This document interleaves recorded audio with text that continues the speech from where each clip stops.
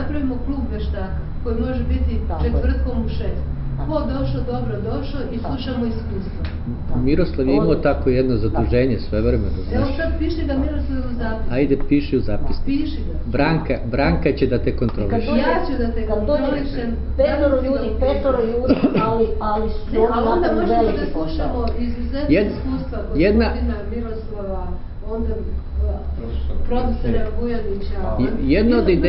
Jedna od ideja je da u istom danu, ja sam s Ljubicom to pričao svojevremeno pre prošle godine kad smo bili u Novom Sadu ili pretprošle, ne znam već kada je to bilo, da se u više mesta i gradova u Srbiji organizuju u nekim restoranima, hotelima i tako dalje, jedan dan koji će biti, jedan dan u mesecu, koji će biti druženje svih veštaka.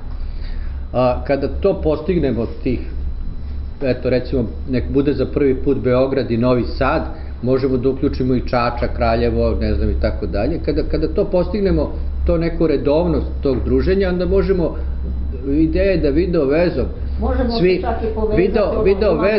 da budemo svi prisutni. Znači oni da vide šta mi radimo u Beogradu, da slušaju nas, mi da slušamo šta se tamo radi u Novom Sadu i mislim da će takav jedan pristup organizacije gde, eto, čitava Srbija je tog četvrtka, zadnjeg četvrtka u mesecu tu prisutna i mi pričamo, komuniciramo između i tako dalje i tako dalje. Mislim da bi to došlo, imalo nekog efekta, ali bit ću dosadan.